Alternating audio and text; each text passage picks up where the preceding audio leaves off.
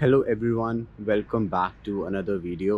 मैं हूं ऋत्विक और इस चैनल पे कोई भी यूके इमिग्रेशन अपडेट आती है वो मैं फटाफट से आपके लिए लेकर आता हूं, ताकि आप समझ पाओ कि यूके में जो इमिग्रेशन लॉज चेंज हो रहे हैं उनसे आप पे क्या इम्पैक्ट आ सकता है। तो अगर अभी तक आपने चैनल को सब्सक्राइब नहीं करा तो please do it now. UK government जो है वो यूके में एक इमिग्रेशन वाइट पेपर रिलीज़ करने वाली है एंड ये मई के महीने में ही होने वाला है, 1 से 2 हफ्तों में हो सकता है। एंड ये जो इमिग्रेशन वाइट पेपर है इसमें यूके की जो इमिग्रेशन पॉलिसी है इसके बहुत सारे चेंजेस अनाउंस करे जाएंगे। एंड इसका जो गोल होने वाला है वो होगा लीगल और इलीगल इमिग्रेशन दोनों को कम करना यूके में। बिकॉज जो यूके के प्राइम मिनिस्टर हैं कीयर स्टारमर, उन्होंने प्रॉमिस करा था कि वो यहाँ का लीगल इलीगल इमिग्रेशन नंबर्स को कम करेंगे। ठीक है। अब आपको पता होगा कि रिसेंटली यूके में लोकल इलेक्शंस हुए थे और वहाँ पे रिफॉर्म यूके पार्टी ने काफ़ी सारी सीट्स जीत ली हैं। एंड जो रिफॉर्म यूके पार्टी है वो एक नई पार्टी है। यूके में 2 पार्टी का सिस्टम चलता आया, लेबर और कंजर्वेटिव।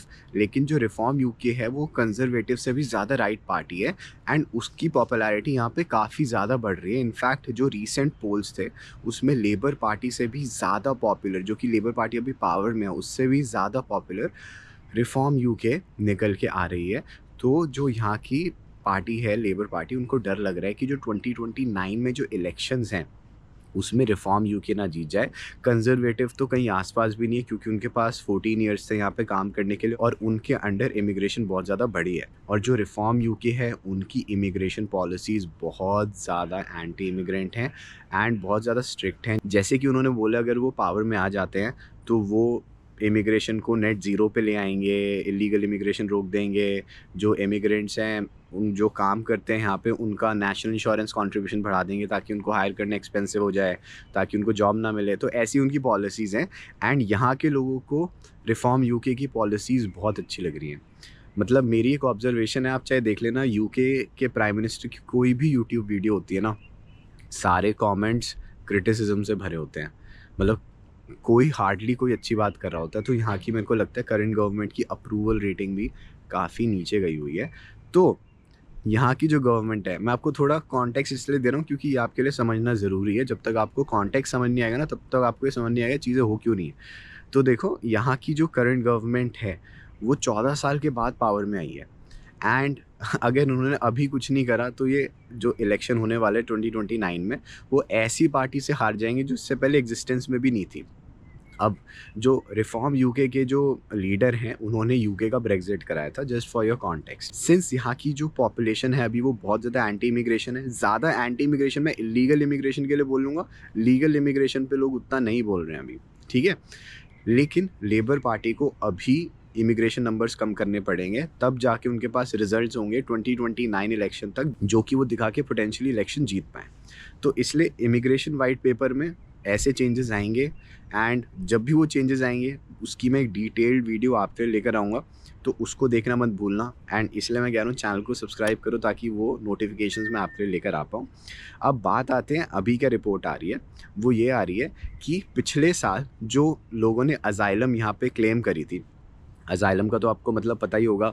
एंड यहाँ पे काफ़ी सारे लोग अजाइलम क्लेम करते हैं जो कि फिर उनको यहाँ पे फ्री में रहने को मिलता है, गवर्नमेंट से सपोर्ट मिलता है, होटल्स में स्टे कराया जाता है। एंड यहाँ के लोगों को ये चीज़ अच्छी नहीं लगती जब जो लोग जेन्युइन नहीं होते वो आके अजाइलम लेते हैं। एंड ऐसे एक बहुत केसेस हैं कि जेन्युइन अजाइलम सीकर्स को अजाइलम नहीं मिल रही है। तो पिछले साल लगभग 1,08,000 या 108,000 लोगों ने अजाइलम क्लेम करी थी। एंड आप मानोगे नहीं, उसमें से लगभग 16,000 जो थे वो स्टूडेंट वीज़ा होल्डर्स थे। अब ये इतनी बड़ी बात क्यों है? क्योंकि यहाँ के लोगों को समझ आ रहा है, यहाँ की गवर्नमेंट को समझ आ रहा है कि जो स्टूडेंट वीज़ा है ना उसको अब्यूज़ कराया जा रहा है।